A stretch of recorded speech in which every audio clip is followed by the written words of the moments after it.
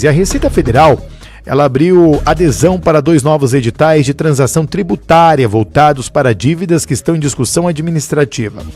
Gente, é o seguinte, as negociações, elas incluem desde débitos de pequeno valor direcionados a pessoas físicas, MEIs e pequenas empresas, até pendências de grande porte que podem chegar a 50 milhões de reais. Entre os atrativos estão prazos estendidos de pagamento e descontos que podem atingir até 70% do valor total da dívida, a depender do perfil do contribuinte e também da classificação do débito. Apesar das oportunidades de desconto e parcelamento, alguns especialistas que foram ouvidos pela nossa reportagem, pela nossa produção, eles apontaram que as novas regras estão mais rígidas do que em programas anteriores. O uso de prejuízo fiscal e base negativa da CSLL para abate de valores, por exemplo, ficou restrito a dívidas consideradas de difícil recuperação ou irrecuperáveis. Diante destas limitações, a adesão exige um estudo minucioso por parte das empresas para avaliar se a renegociação realmente traz uma vantagem financeira. Sobre o tema, eu converso agora com um advogado especialista da área tributária, o Dr. Lucas Pires Maciel. Tudo bem, doutor? Boa tarde. Boa tarde, Tiago. Boa tarde a toda a sua audiência. É um prazer estar aqui falando com vocês. Nós estamos com o Dr. Lucas Pires Maciel aqui na programação da Jovem Pan News Presidente Prudente. Eu já faço a primeira pergunta para o senhor, que é o seguinte, doutor. A Receita abriu aí nestes 2 novos editais de transação tributária. E na prática, quem são os contribuintes beneficiados e quais são as principais, doutor, facilidades que são oferecidas?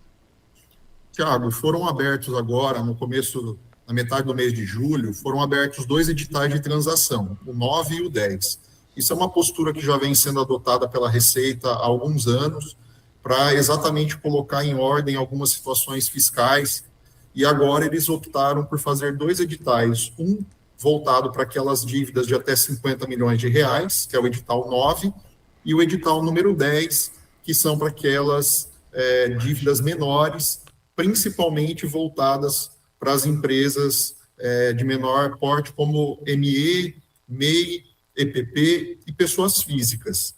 Então, essas 2 formas de realização desses pagamentos têm como objetivo principal regularizar esses débitos tributários, principalmente aí o governo pensando em arrecadação também, porque na maioria das vezes são débitos de difícil arrecadação, que tem um retorno aí difícil e que com isso consegue-se aí uma melhoria na arrecadação.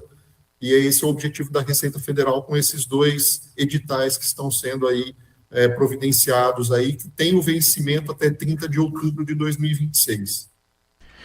Ô doutor, o uso aí de prejuízo fiscal e também da base negativa da CSLL só será liberado para dívidas classificadas como de difícil recuperação. Como que funciona essa classificação da Receita e qual o impacto disso no bolso das empresas? Então, Tiago, o que tem acontecido muitos desses parcelamentos, né, os PERTs, todos esses tipos de transação, eles têm colocado essas restrições, alguns com um pouco mais de dificuldade, outros com menos restrição, exatamente pensando aí nos critérios de difícil recuperabilidade. Isso porque, se a Receita Federal não tem uma dificuldade para arrecadar esse recurso de outros meios, ela não quer abrir mão da arrecadação, porque uma vez que ela permite o aproveitamento desses prejuízos fiscais, ela deixa de arrecadar, porque são valores que a empresa já tem no seu contencioso, ela já tem dentro do seu sistema contábil esses prejuízos, então a Receita Federal efetivamente não recebe esse dinheiro, apenas há uma compensação contábil.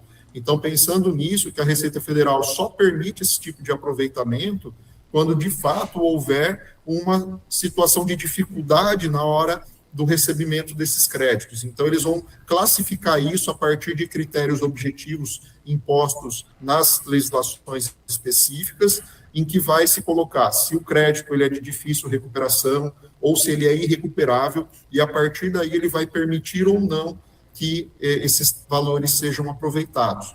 Isso aconteceu já em outras situações, exatamente porque, se é classificado como de difícil recuperação ou irrecuperável, compensa a Receita Federal, pelo menos, permitir esse tipo de transação, porque pelo menos ela regulariza essas situações das empresas. Muito bem, para você que está acompanhando o De Olho na Cidade, estou em conversa agora com o Dr. Lucas Pires Maciel. Doutor, com prazos e descontos atrativos de um lado e regras rígidas do outro, em quais situações realmente compensa fechar esse acordo com o fisco? Tiago, nas questões envolvendo principalmente as empresas do Simples Nacional e os microempreendedores individuais, sempre é uma alternativa interessante, porque o que acontece muitas vezes é que se as empresas do Simples Nacional não estiverem com a sua situação fiscal kit, elas vão ser desenquadradas do Simples.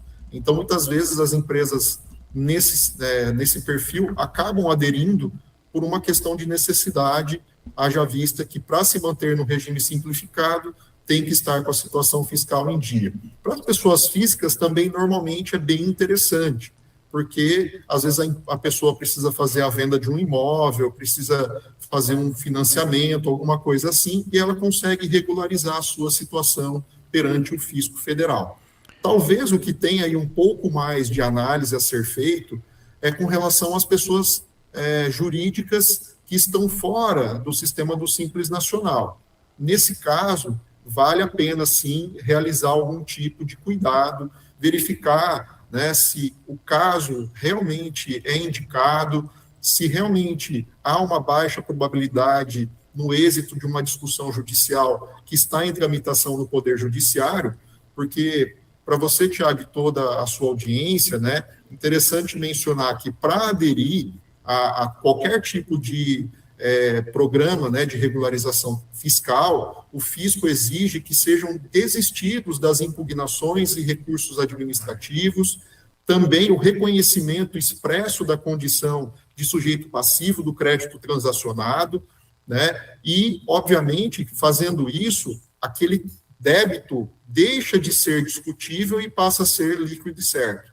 Então, nessas situações, Thiago, um cuidado mais delicado com relação à questão jurídica, à questão fiscal, para verificar se realmente convém ou não convém aderir a esse tipo de programa, haja vista aí, né, que pode ser que você faça adesão a esse parcelamento de um valor que você poderia derrubar numa ação judicial ou na própria esfera administrativa. Então, o que a gente orienta aos empresários? Fazer uma análise caso a caso. Pegue lá todo o seu passivo, leve para um advogado da sua confiança, um contador da sua confiança, e observe se compensa ou não, haja vista que nós temos aí 2 meses, né, para poder fazer essa adesão com muita tranquilidade e tendo a certeza de que vai valer a pena. Para a gente encerrar, o prazo é 30 de outubro, né? Perfeito. Perfeito. Dr. Lucas Pires Maciel, muito obrigado pela sua participação conosco aqui na Pan News. Eu que agradeço. Um grande abraço. Jovem Pan News.